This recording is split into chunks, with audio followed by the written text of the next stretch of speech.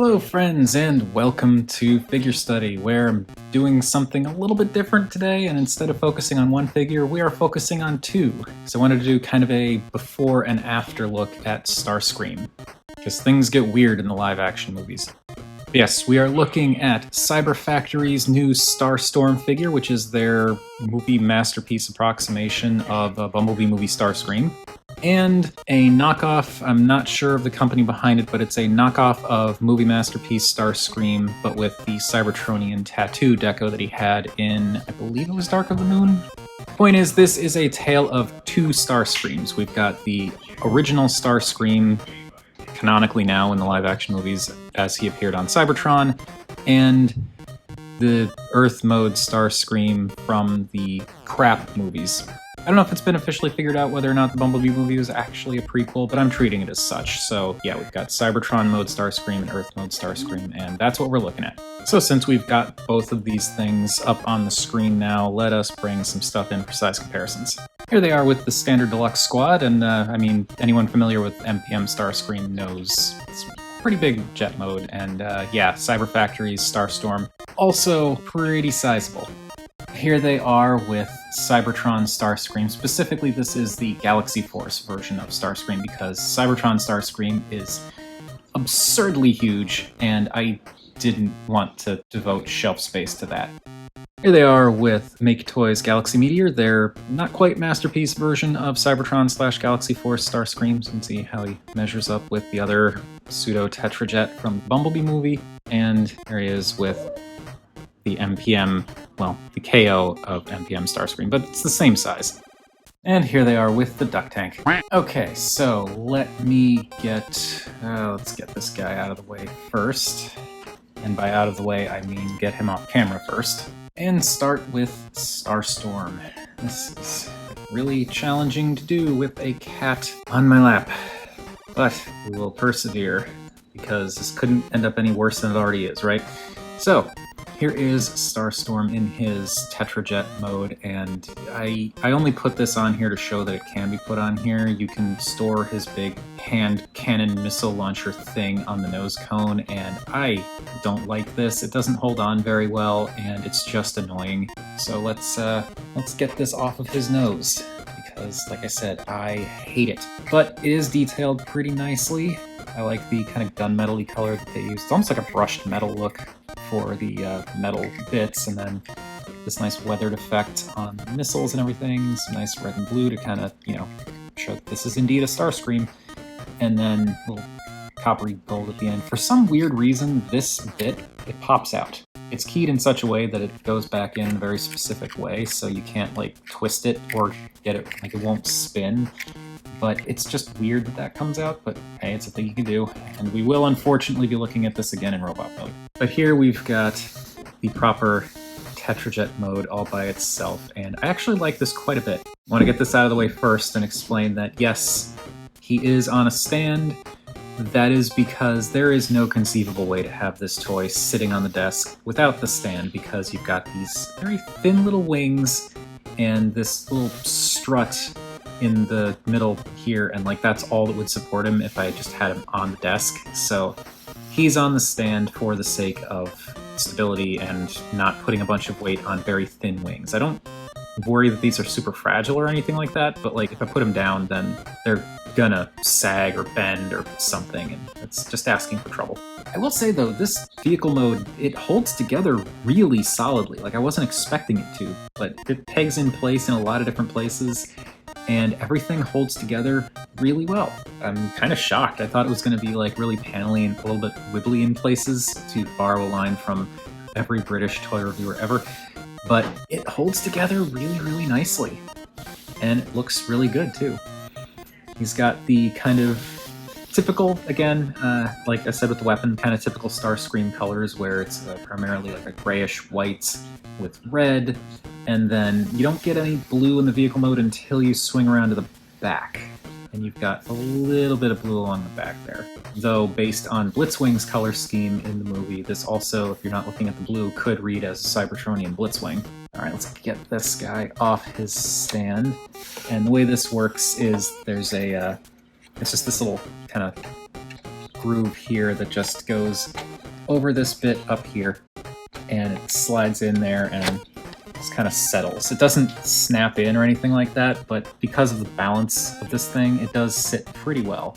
But it can tilt up or down, so just want to have it slid forward and centered. Okay, so now that he's off the stand, let us talk more about this vehicle mode. As I said, colors look good, and I also think it's neat how around the back here they've got the different boosters.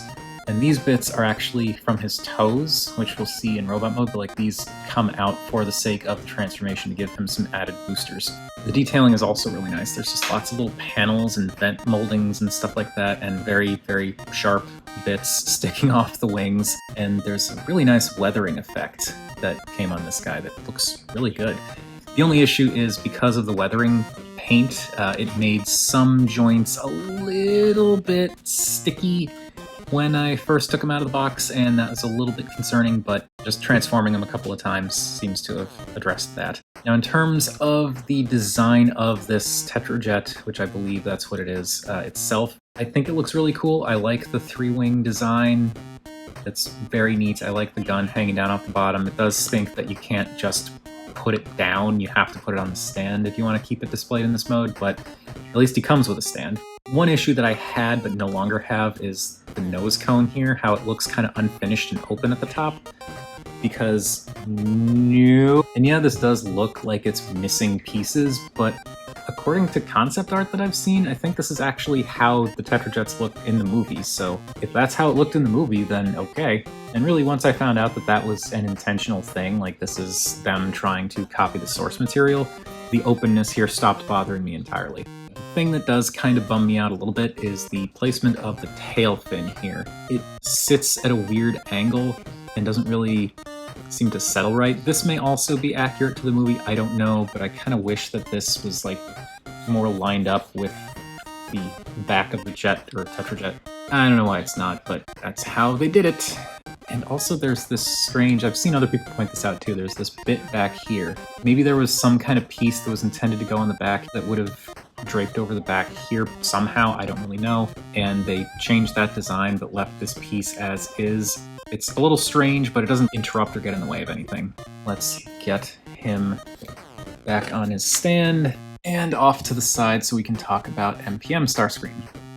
So here is this beast. And this is, as far as I understand it, it is 100% just a copy of MPM Starscream's mold, but with different deco and different paint apps. It's funny, I prefer the knockoffs because the paint is better, so there's that, and also they cost like half as much, if not less, but I like the paint for the jet for the other knockoff, because it's more of like a real-world jet. It doesn't have this weird Cybertronian tribal tattoo stuff all over it, but I prefer the robot mode of this way better because the deco on that other KO is weird and it gave him like this kind of greenish gray body but like a bright silver head, and it was just strange. Anyway, that is why I got this version, and this version is, what is it, an F-22 Raptor I think is what he is? It's some kind of Raptor jet thing, and as you can tell I've got all of his weapons attached, which you can do.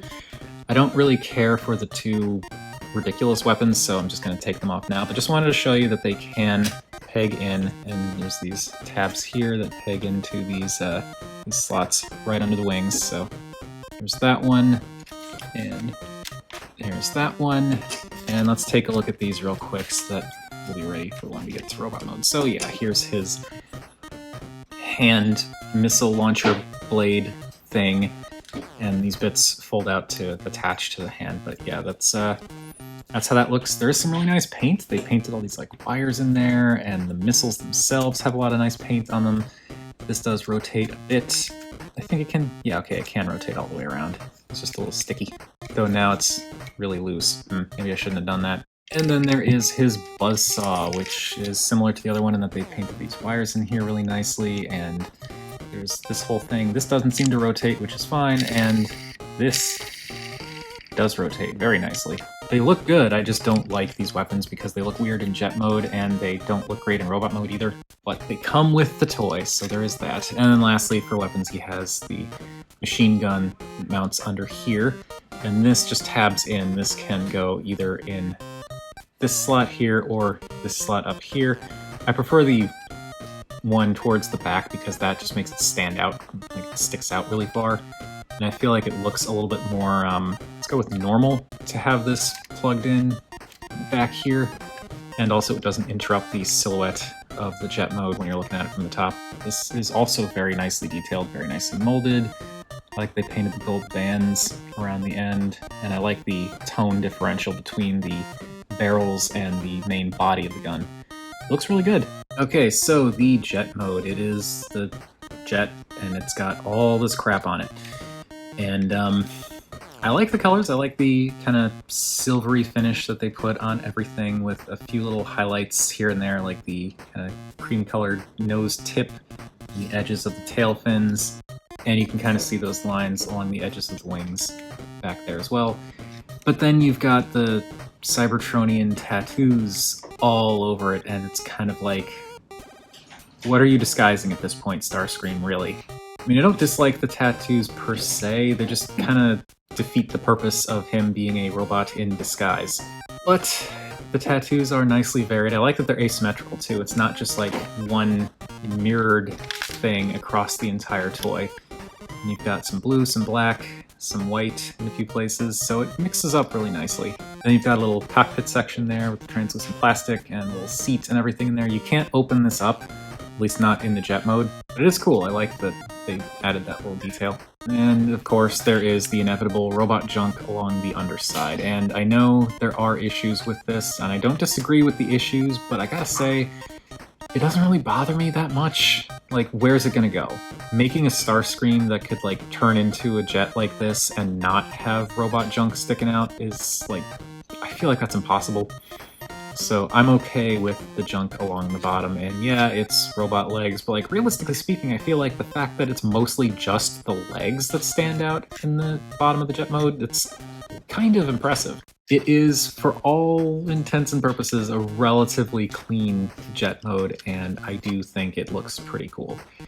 It's just the tattoos that stand out a bit too much to me. Of course, I almost forgot to talk about the actual molded details, but you can see there are some really nice molded details all throughout, and they are hidden a lot by the tattoos, so it's harder to make out that molded detailing, especially with all of this busyness going on, but it is there, so that's cool. So now that we've got both Starscream alt modes out of the way, it is time for transformation, and oh boy. I don't hate the transformation on either of these figures, it's just trying to do it with a camera between me and the figure is going to be a treat. But okay, let's do it.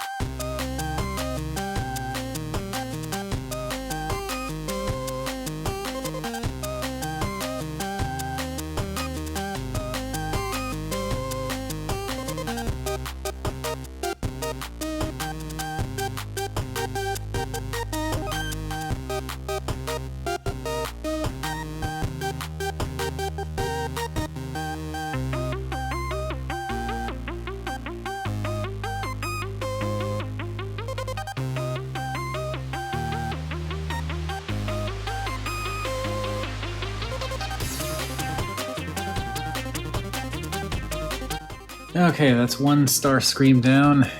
One more Starscream to go.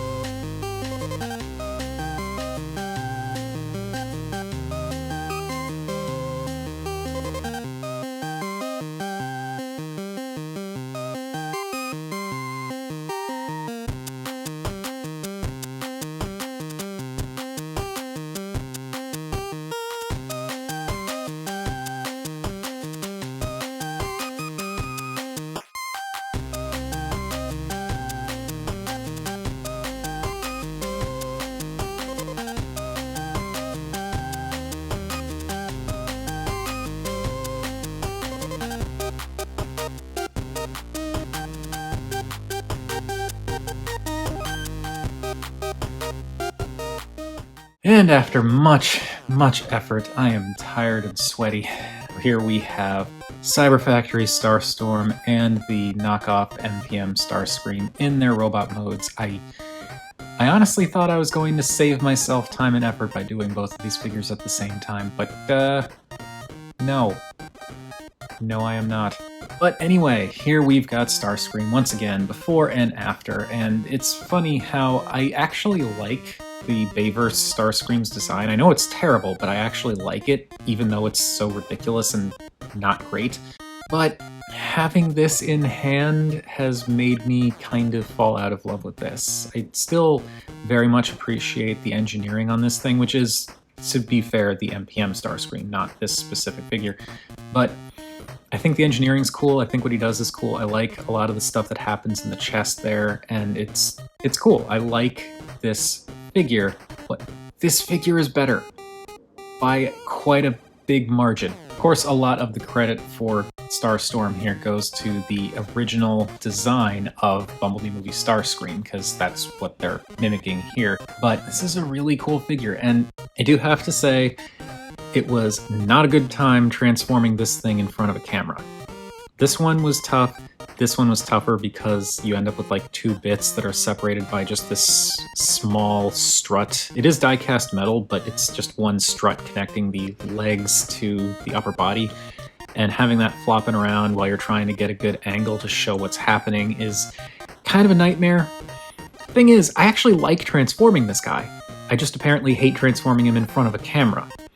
because when I don't have a camera between me, I can just rest bits on my lap, angle things a different way. It's really easy once you get it down, because this guy's transformation really isn't that complex. Honestly, I feel like this guy's transformation is way more complex than this guy's. Like, trying to remember how those arms go, like I transformed this guy a couple of times when I first got him and then left him on the shelf in robot mode. When I tried to go back into jet mode a couple of days ago, because I was messing around with him, I had to look up a video to remember how to do those freaking arms. This guy, though, I didn't actually have to look anything up. I just remembered what you have to do based on the videos that I'd seen. It was surprisingly simple and intuitive. It's just a little bit awkward because of the way that upper and lower body are connected. And also there's the fact that when I first got this guy out of the box, he did have that issue I mentioned where some joints were a little too stiff because of the weathering effect, which I think they must have applied after the fact. But yeah, I love these figures for different reasons, but this guy, clear winner. I absolutely love Starstorm, so I guess because I love Starstorm, let us start with the MPM KO Starscream. But before we move on to looking at the individual robot modes, let's just do the size comparisons now. Just get that out of the way since they're both here. Here they both are with the standard deluxe squad, and yeah, these are big figures. Here they are with Galaxy Force Starscream. I would say aka Cybertron Starscream, but really no, because Cybertron Starscream would be like probably out of frame. But that is how these three particular flavors of Starscream stack up next to each other. Here they are with Make Toys Galaxy Meteor. And Galaxy Meteor is no slouch when it comes to size. He's actually pretty darn big, especially for a Make Toys figure, but he is a bit smaller than these two. And finally, here they are with the Duck Tank. Okay, since we started with Starstorm last time, let's start with Masterpiece, well, air quotes, Masterpiece Starscream this time. And this fellow is cool for what he is. This, as I believe I mentioned at the beginning of the video, is my preferred look for Bayverse Starscream. I do not count Bumblebee as being part of the Bayverse, but I like how the Cybertronian tattoos look in robot mode, and I particularly like how in this particular color scheme for this KO, he's got that kind of silvery look all over, as opposed to the original version that they did that was based on, I believe, the first movie, where he had this kind of grayish green body and like bright silver head in a few places. It just didn't look right to me. I didn't like it. But this, I think, looks really good. I like how that silver is kind of everywhere, and then you've got lots of little nice gold accents everywhere, a little bit of black here and there, and then, of course, those Cybertronian tattoos that just add more texture and make him look even busier and more ridiculous. I do like this Starscream for what he is. He's intimidating and monstrous. He's weird, and I feel like they went a little bit too hard on the alien robot thing, but I do appreciate this design, as I believe I said in the beginning of the video. But I gotta give it to the Bumblebee movie design in that it's just better in every conceivable way. But still, I do really like this.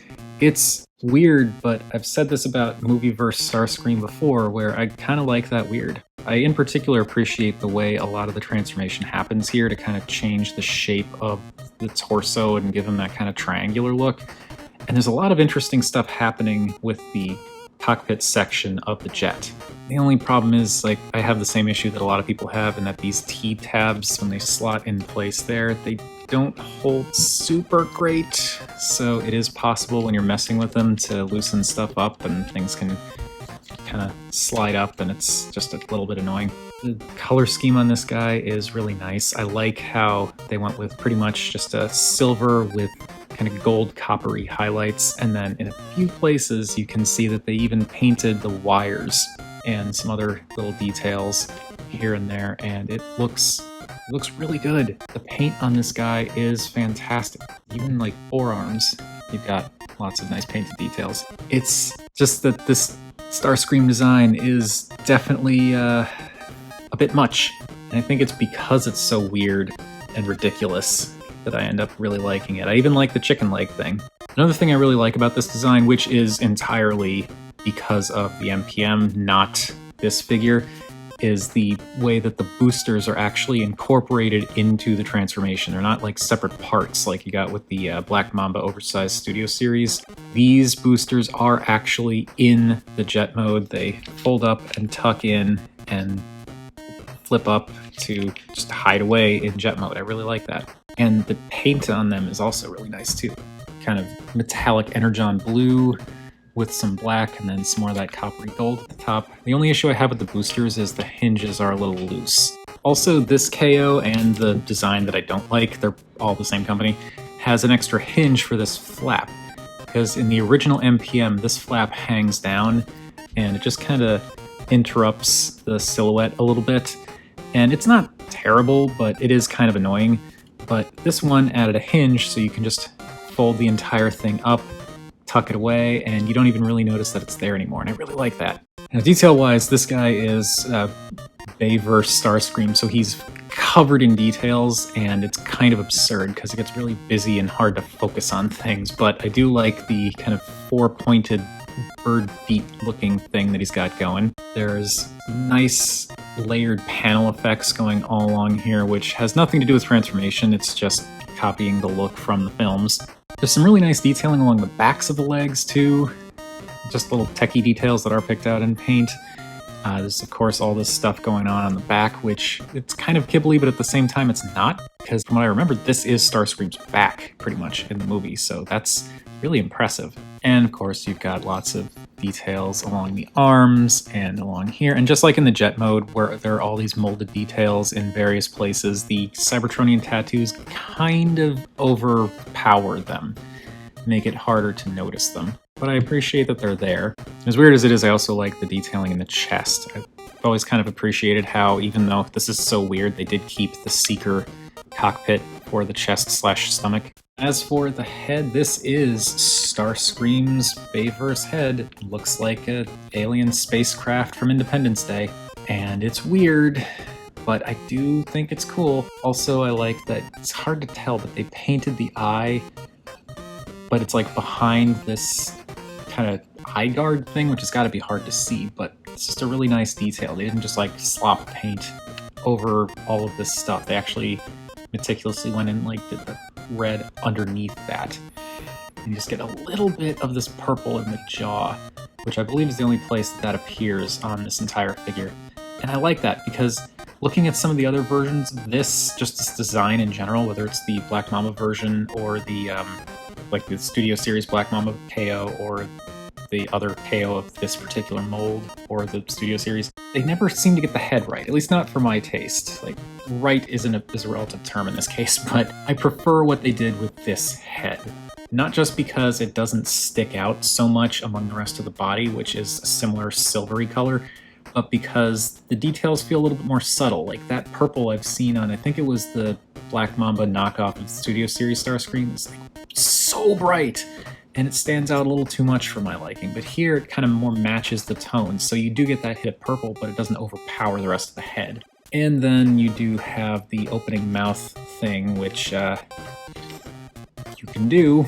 I'm not really into this look for Starscream's head, but it is his head. It's how it appeared in the movie, and the detailing here is really nice. The paint, the detailing, all that stuff. And as with the rest of the body, all of the molded details are greatly overpowered by those Cybertronian tattoos. But, as I've said many times, for what he is, I actually do really like this. He's weird and monstrous, but I feel like, especially if you get him in a pose where he's kind of leaning forward and looking a little bit hulking, it just works for him. Now for articulation, this video is going to be so long. As you saw, the head does rotate left and right, and it can go up and down. There's kind of a built-in hinge thing there, and I appreciate how there's enough space back here for that weirdly shaped head to fit. The wings on the back you can adjust because they're on these hinges, so you can go up and out and down and in. I prefer in, and you can also waggle them like this. The little boosters I showed, those are also on hinges, and then the little winglets back here are also on hinges. For the arms, you've got these little bits that can mostly just flap like that. And then this section here has a built-in series of joints. There are like 3 different joints in this thing that are designed to work in tandem for you to get this butterfly motion, which is really cool. And of course I prefer to use that because it helps with like angling things in a more interesting way when it comes to posing. I just wish that this thing would like lock in place, but it doesn't. Oh well. The arms go around, and they can go all the way around. You gotta watch out for the wings there, but they can go around. They go in and out. You can go out about that far, but if you pull this out of the way, they can go up and out even further, like a lot further.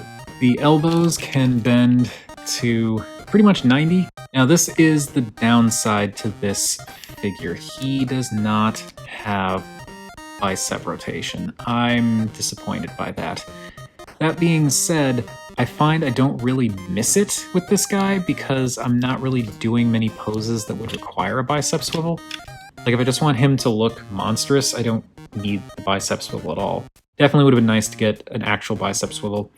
I know that DNA Design is doing a upgrade kit that includes bicep swivels for MPM Starscream, but I'm not getting it because it includes entirely new forearm pieces, and they're not this. They're patterned after the official MPM figure, so this would look weird, and I'm just not going to do it. But as you saw, the forearm also does spin. The wrist also rotates separately of the forearm, so there's that. And then you get some hinging in and out. The thumbs are on a dual hinge, so you can swing back and forth like this, and in and out like that on both parts, both thumbs. There's a hinge in the middle of the hand that's pretty much for transformation, but you can use it for articulation if you want. The 3 fingers are on single hinges that can curl back quite a fair ways and then straighten out. And it does kind of suck that he doesn't have a little bit more articulation in those fingers. I feel like just one extra knuckle would have gone quite a long way, but this is what we got. And for the legs, you get the typical forward and backward motion. You get a thigh rotation that's both essential for the transformation and just works for posing. You get in and out, which unfortunately, because of all the stuff going on in here, if you want to go out, that's as far as you're going to get, and you need to kind of move the thigh swivel around in order to get that much. You get dual hinge knees for the chicken leg effect. And curl in, the upper joint can curl in that much and can straighten out. You want to move this plate out of the way if you want to straighten it out more, because otherwise it could get caught. But you can straighten out the leg like that. The back hinge can go straight or all the way down. As you can tell, I prefer to have it curled in all the way. And then this bit here also has a rotation, mostly for the transformation, but you can use it to kind of approximate a heel rotation. And that can spin all the way around for transformation, but these bits on either side could crash into this stuff up here. So you're not going to be able to do it all the way if you don't have this straight. And for the foot, when things are locked in place, you do not get any forward and backward motion. And this does lock into place pretty solidly, so that's good. You can adjust the little heel spikes, and from what I understand, like a lot of people will do the flat-footed thing, and that is pretty nice and stable. But at the same time, he is, from what I've seen, like people have referenced on TFW and in other videos, that he's designed to have this kind of quad pod foot, and when you angle those bits down, then he sits like that. And that's actually surprisingly stable because it's still 4 points that are touching down, and when you use that in conjunction with the other foot, that gets him a really stable standing base as long as he's not leaning too far forward because of the other stuff going on here, because there is a lot of mass up here. And then you also get an ankle tilt, and it does sort of soft lock into place, going out to the center or inside. So that gets you enough to keep him nice and stable, like I said. He does not have anything at the waist, but that's kind of, obvious. Now, lastly, for the accessories, the way these work is you want to have this tab section right here, this little slot facing, like that's what this bit is going to plug into. So you want to have that lined up, you want to have the hand lined up with that, and then it curls in at this point and tucks around, thumbs tuck around, basically like you're going back to the vehicle mode. And then there's a tab here that will kind of settle into this spot here, and then this tab will tab into there. And this is kind of a pain. I don't really like this system. Okay, that went a lot easier than the first time I tried it, but I don't really care for these weapons, but they are an option, and you can rotate them because of that forearm swivel. So there is the buzzsaw, and there is his missile hand, and you can do this, and I don't like it, but you can do it, and that's what he looks like with both of those weapons equipped. I'm going to take these off now. We also get his machine gun, which in my mind is the least out of place looking thing in the jet mode, and that has a tab here that tabs into that same slot on the forearm that the other weapons would tab into, and that looks way better to me. I like the idea of him having this Gatling gun attached to his arm, but it's not so big and unwieldy looking that it completely overpowers everything else. That works for me, as does this figure. But I have talked enough about this Starscream, so let's bring in the other Starscream. Now, Cyberfactory Starstorm. This guy is something else. It's funny because I got him mostly because I really just thought the design looked cool, but seeing some of the videos, I was like, oh, that transformation's not terrible. It looks pretty decent. I'm gonna get it because I like the design and it seems like a pretty decent toy. And then I got it, and it's actually really, really, really, really good. I know this is possibly spoiling things, but this guy, unless something amazing happens, is going to be in probably at least the top 5 of my top 10 figures of 2021 list that I make at the end of the year. Spoilers, I guess, but I really like this thing. It looks incredible. I really like the Bumblebee designs. Like, the Bumblebee movie designs are this great kind of, as we've all said, this great combination of classic G1 with a more real-world Bayverse aesthetic.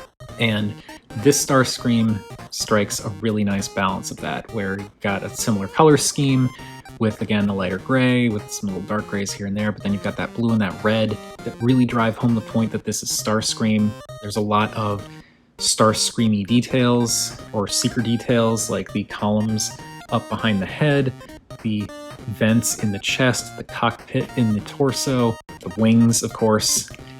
It's great. I really, really like this design, and it works really well as a figure, as this figure.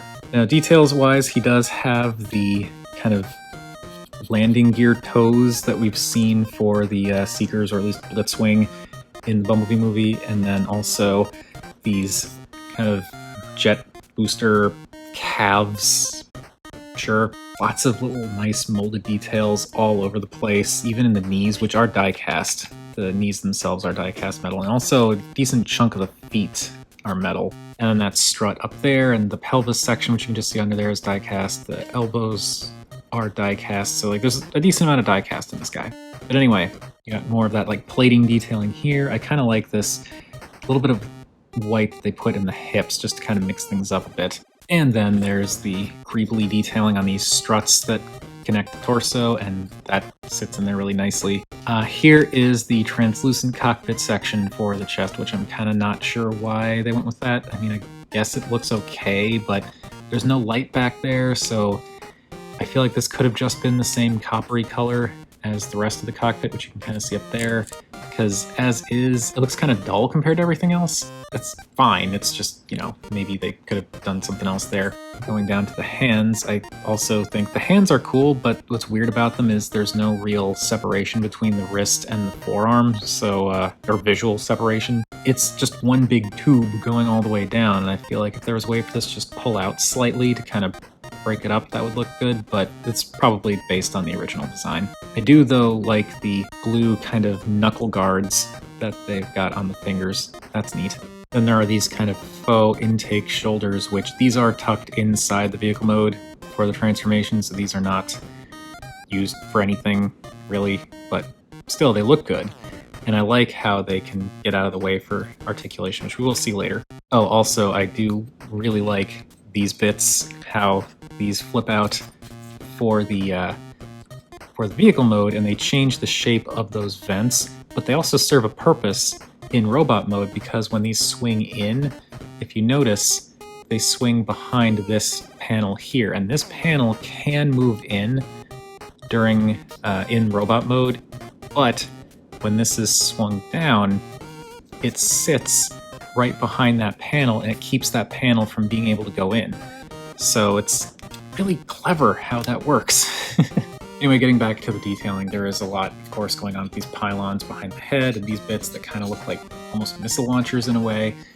The wings are pretty much the same, no new details, except the shape has changed. And I think it's cool how the shape changes, how this slides out and then this folds around and like just reshapes the wing. It's a really cool effect. And around back, you get some more nice detailing, and there's really not any kibble on this guy. There's the tail fin, I guess, but it folds up so nicely against the back, I don't think it really counts.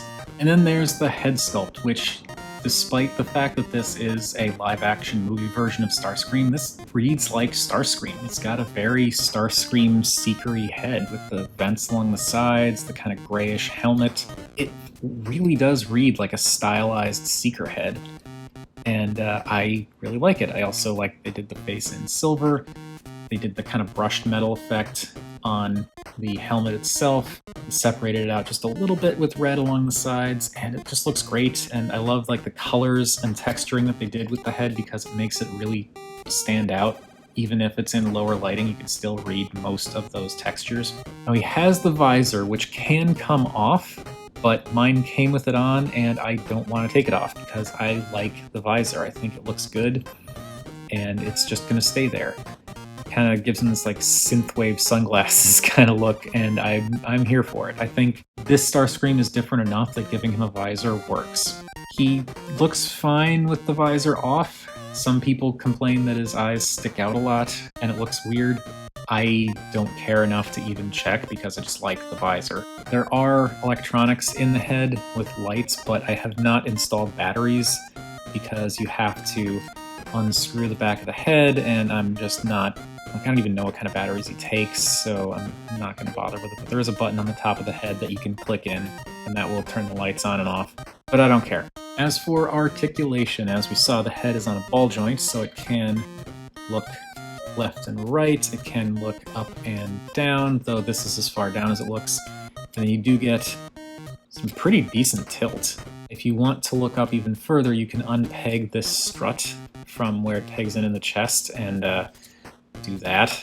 The wings can rotate like this, though it is a bit loose, and it doesn't really accomplish much. Pretty much what it does is it just changes the angle of the wings in the back. I prefer to have them down like this, but you can angle them up more. For the arms, if you move these panels out of the way, the arms can go up a fair bit, a little past 90. They can also rotate, though it's easier to get this out of the way because it clears that, but they can rotate around. You can also bend the wings back to get a little bit more clearance, so you can rotate the arms around. You get bicep rotation. As we saw in the transformation, there is a double jointed elbow, which bends all the way up, which is great. Unfortunately, the elbow on my figure's right arm, the lower joint is very loose. Like, it holds to a point, and then there's a point where it just gets really like floppy, like right towards there. And I've hit this thing with floor polish twice now, and it's still doing that, and I don't, it's disappointing. Oh, and yes, I failed to acknowledge that the wings can rotate forward and backward on that hinge as well. For the waist, there is actually a waist rotation. You get a pretty decent amount. Like it's not super extreme, but it's enough to get expressive. And if you wanted to, you could slide this joint back, like detransform it slightly, and that gets you more of a rotation. But it's really not necessary, and I prefer the more solid locking together, which this figure does actually lock together quite nicely. I'll talk about that a little bit later. The legs can go forward to about there. If you bring the leg out more, you can go up higher, but then you have to like rotate the waist, and that affects things a bit. So not great forward, mostly because of the junk happening up here. You can go back, and then you start hitting the backpack and the wings, and go out about that far. So he's not like doing extremely dynamic stuff, but the posability that you've got on a lot of these joints is still pretty solid. Get a thigh swivel. The knees are double jointed, so you've got an upper joint and then a lower joint. The upper joint is a fair bit stiffer than the lower joint, but that is the upper joint, and the lower joint goes to about there before it bangs into the calf panel, and the lower joint exposes some stuff in the shin, so that's why I'm using the upper joint first, but that comes up and that can bend like that, and that gives you a pretty decent knee bend. I mean, that's more than pretty decent, let's be honest. And for the feet, you get ankle tilt left and right, you get tiltage up and down, and the ankle can rotate, but it's creaky. Very creaky. Oh, don't like that. I want to talk about the engineering real quick, because even though I can gripe about that transformation and how it is definitely awkward, it's really cleverly done. The way everything works is just smart, and some of the tolerances could do with a little bit of tweaking, especially like those rotations and the ankles are so scary sounding. But he locks in really solidly in both modes. It's really impressive. The way that the sections come together for the torso, like these slide in and just solidify. The entire nose cone section that folds out and forms that like tip point in the jet mode, it's serving double duty because it acts as a sliding joint that locks the upper and lower bodies together, and it provides a slot inside for the head strut or neck strut or whatever to tab into. So it tucks away completely out of the way. It's buried inside the torso, but it's holding everything together really nicely. You've got these panels that I talked about before that flip down and like lock this bit in place. These little panels that tucked away before, they fill in the sides, and also there's like a little tab there. You can just barely see there's like a little tab that sits on the inside of where this rests, and that keeps this from folding back out. These bits coming together and locking this section together. There's the way that all of this accordions down and locks in. Again, the shaping and reshaping of the wings is really clever. There's just so much clever stuff going on with this guy's engineering. This figure is incredible. It really is. Like, it looks fantastic, but like the engineering is shockingly brilliant in a lot of ways. And I'm going to say this now, if Cyberfactory does do Thundercracker and Skywarp repaints of this figure, I'm quite possibly going to go all in and have a trio of Seekers like this, because this figure is just that freaking good. For his accessories, let's talk about the stand first. So here is the stand, and this is the bit that you use for the vehicle mode. This actually slides off. There's just a little square peg and thing that slides into, so that slides off. We bring in this, and this will peg in where the other thing did, and this acts as the robot stand. It just kind of cradles his nethers, and it's fine. It holds him up. He's not going anywhere. It's really solid, but like, you don't need it. This, in my mind, serves zero purpose in robot mode because he's got his feet on the base of the stand already, so it's not really high enough to do anything super dynamic. And he's really solid. Like, when I put him down, I don't really have to worry about him going anywhere. There's a lot of die cast in the lower body, which keeps him from being too top heavy, and like he's yeah, he's just very, very sturdy. But anyway, for his other accessories, he's got his big ugly thing, which to put that on, all you do is ball up the hand. So fold in the fingers, fold in the thumb, and this slides over the hand and just kind of settles into place past a certain point, and is not great because you can only use the upper elbow joint when this is on.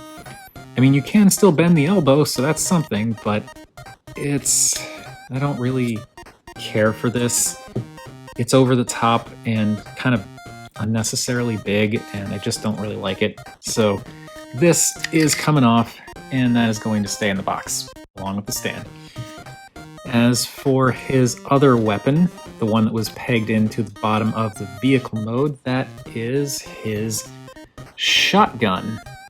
And this looks pretty good. It's got, again, that kind of brushed metal effect all across it. This is plastic, but it looks like it's metal. And some nice red detailing along the top and bottom. And this, as tends to be the case with figures of this nature, just pegs into his hand. There's a kind of slot in there and tabs on either side of the grip. So just peg that in and then curl his fingers around it. And there is a hinge so you can kind of adjust the angle of the shotgun. And this is the issue I'm talking about with that lower hinge. It's like certain degrees where it holds just fine and then gets to a certain point and it will sag. And I do not care for that. But he does look good with his shotgun in hand. I do very much like this. And I like having the shotgun on him because it actually has a place to store in vehicle mode that looks normal. So that is how I've got Starstorm displayed, and I just adore this figure. Nothing against the MPM Starscream. I do think that for what it is, it does some really cool stuff. And as I've said, I like this design in its own way. Like, it's this kind of weird, monstrous design, and I like that, but there is a clear winner here, and it's not him. Oh, actually, I forgot to do this during size comparisons. Let's push these fellows out a little bit so we can bring in one more guest for size comparisons. And that would be the Bumblebee movie masterpiece, Optimus Prime. And I think this works. It might be that Starscream or Starstorm is a little too big, maybe, but it's been a while since I've seen the movie, and I don't recall if the Seekers were about the same size as Optimus or if they were bigger. I feel like they were about the same size, so this does seem a bit large. But aesthetically, I think they work together. Really, the only thing setting Prime apart from Starstorm is he doesn't have the weathering effect. I think if he had that, it'd be fine. Also, is how dire is it looking at the Bumblebee movie aesthetic compared to the Bayverse aesthetic? Ugh.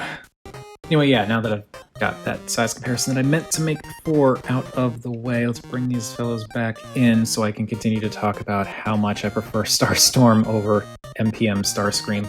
I can't overstate how much I really like this figure.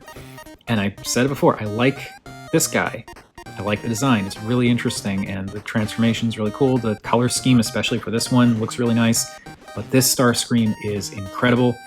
The weathering effect looks great. The overall design is great. The fact that his colors properly evoke Starscream is really nice. And I mean, a lot of this is, owing to the Bumblebee movie design, but this is a fantastic figure. But anyway, I've gone on for long enough. I've got 2 hours worth of footage to edit right now, so that's going to be fun. But that's going to do it for our before and after look at Starscream. Probably shouldn't have done this with 2 movie masterpiece style figures because, my goodness, that was a lot. But that's enough about what I think about all this. What do you think of either of these figures or either of these designs or any of that stuff? Whatever your thoughts, feel free to chime in down below. I always enjoy hearing from you all. The Patreon thing is still an option if you're interested in doing that. It's $1 and it will get you early access to new videos. Other than that, I appreciate you watching. And remember, art is more than meets the eye.